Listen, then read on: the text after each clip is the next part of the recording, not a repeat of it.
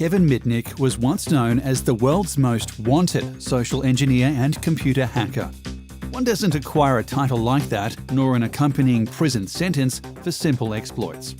He brought down some of the biggest companies and government organisations in the world. But in the end, his life of crime caught up to him and he was sent to prison for 5 years. Today, we're learning how the FBI caught the most wanted hacker in history. Mitnick's love for bypassing code began at the early age of 12. His main tools were reported to be social engineering and dumpster diving, which helped him bypass punch card systems used in the Los Angeles bus system. He was said to have convinced a bus driver to tell him where he could buy his ticket punch for a so-called school project. What drew me into hacking was my love for magic, he said. I was fascinated with magic. So as a young boy, I used to ride my bicycle over to the magic store after school to watch the salespeople perform these tricks over and over and over again. And then when I ended up in high school, I met this kid who could work magic with a telephone, and he did all these tricks. He was able to get my mum's unlisted telephone number. Following this, he was able to ride any bus in the greater LA area using unused transfer slips he found in a dumpster next to the bus company garage. Social engineering later became his primary method of obtaining information, which included usernames and passwords and modem phone numbers. Mitnick's first unauthorized access to a computer network in 1979 at the age of 16 gave him access to the Digital Equipment Corporation computer system. He was reported to have broken into DEC's computer network and later cloned their software. This was one of the few and early crimes he was charged and convicted of in the year of 1988. Following his conviction, he was sentenced to 12 months in prison, which was followed by 3 years of released supervision by authorities. Near the end of his supervised release, Mitnick was recorded to have hacked into the Pacific Bell voicemail computers and was now really playing with fire. This was enough for officials to release an arrest warrant which had Mitnick fleeing from authorities and becoming a fugitive for about 2.5 years. But despite Mitnick's desire to keep a low profile and his ethos of hacking systems for the pursuit of knowledge and adventure and not for personal profit, he was labelled as the bad guy. In a book published in 1995, Cyberpunk, Outlaws and Hackers on the Computer Frontier, authors Hafner and Markov labelled Mitnick as a dark side hacker. Afterward, USA Today published a picture of Mitnick's face superimposed over an image of Darth Vader. This was when he became the FBI's most wanted. Many people believe the FBI was most scared because the agency had a poor understanding of the way computers worked. They felt vulnerable and decided to take out the threat. Mitnick was holed up in Denver, Colorado at the time.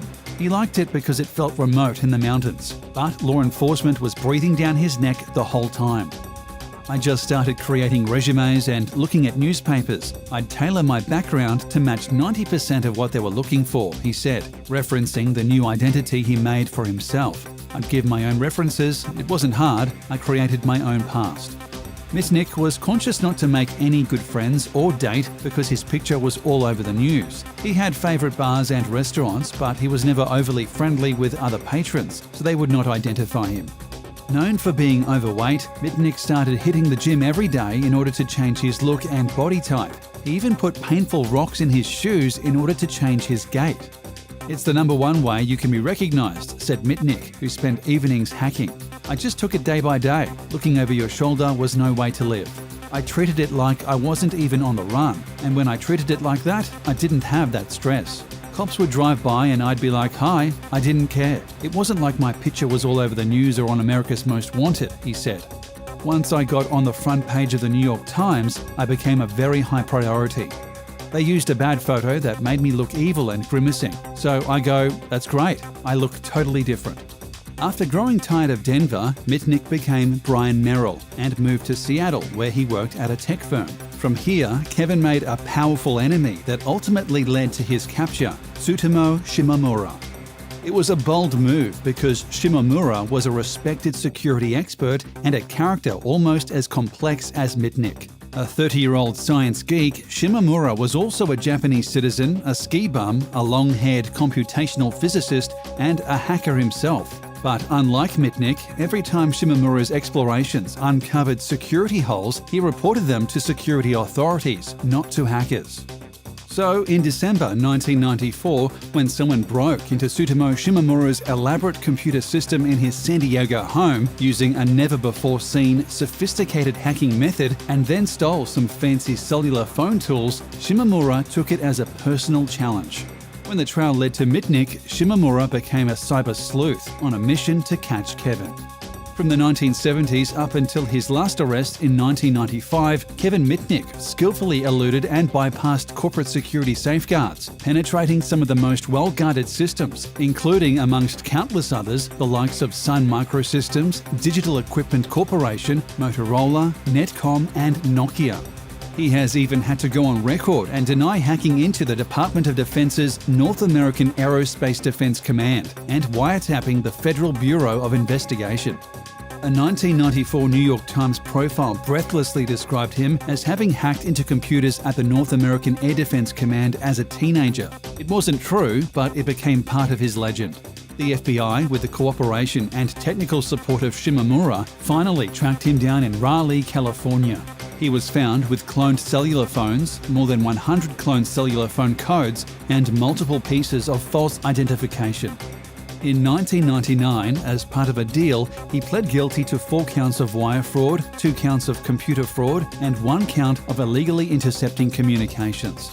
All told, he spent 5 years in federal prison ending in 2000. He was even forced to spend 8 months in solitary confinement because the guards were convinced he could control the computer systems around the jail. He was released on January 21, 2000. During his supervised release, which ended on January 21, 2003, he was initially forbidden to use any communications technology other than a landline telephone. Mitnick fought this decision in court, eventually winning a ruling in his favour, allowing him to access the internet. Under the plea deal, Mitnick was also prohibited from profiting from films or books based on his criminal activity for 7 years. In December 2002, an FCC judge ruled that Mitnick was mentally stable and well enough to possess a federally issued amateur radio license. Today, Kevin Mitnick runs a successful security company called Mitnick Security. His global ghost teams test for weaknesses in company security by trying to hack them, ironically using all of the skills he learned as a black hat hacker. Clearly, extremely intelligent and skilled at his job, Mitnick has written 3 books and has largely defined what we know today about social engineering. Social engineering, the practice of obtaining information such as passwords from people by deception and other means, is still the predominant means by which hackers gain access to systems. My primary business is doing penetration testing, he said. We test the physical security, the technical security, the people. We test their wireless networks, their VoIP phones. We test everything across the board to look for vulnerabilities so our clients can fix them. By testing, Mitnick means accepting a large fee, he didn't say how much, to do to these companies exactly what landed him in prison 2 decades ago: gain entry to their computers, their networks, their phones, and even their buildings by any means necessary without being detected, and then to report back on how he did it.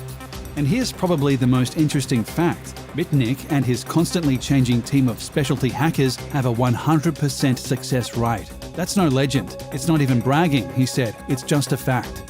Today, Mitnick says that although there are more ways of hacking into people's accounts and accessing private information, the number one way in which the bad guys get in has stayed the same since the 70s, through talking people into giving up private information. He calls this technique social engineering. Social engineering is using manipulation, deception, and influence to get a target to comply with the request, usually to give information or to click on an attachment in an email. And once the victim opens up the attachment and follows the instructions of the attacker, the computer is compromised. On most of his jobs, Mitnick is asked to attack not only a company's computers, but also to fool its employees into letting him walk right into places from which he would otherwise be locked out. These social engineering attacks amount to tricking someone with access to a computer or a building or some other asset to give up information. Hacking humans is easier than hacking computers. The most effective way to carry out an attack is to get the client, a person, to do something stupid, he said. And as the old saying goes, there's no cure for stupid.